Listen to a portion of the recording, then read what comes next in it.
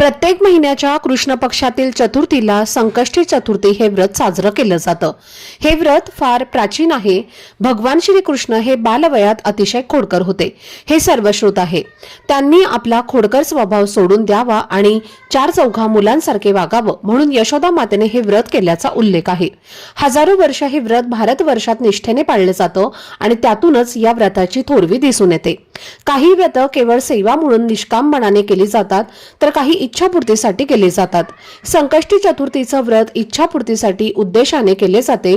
मनोभावे हे व्रत केले असता गणरायाची कृपादृष्टी लाभून इच्छापूर्ती होते, असा अनेक भाविकांचा अनुभव आहे। संकष्टी चतुर्थीचं व्रत हे चंद्र दर्शनाशिवाय पूर्ण होत नाही।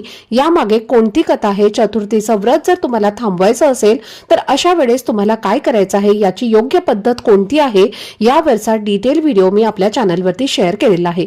खाली दिलेल्या लिंकवरती क्लिक करून तुम्ही तो पाहू शकता। श्री स्वामी समर्थ।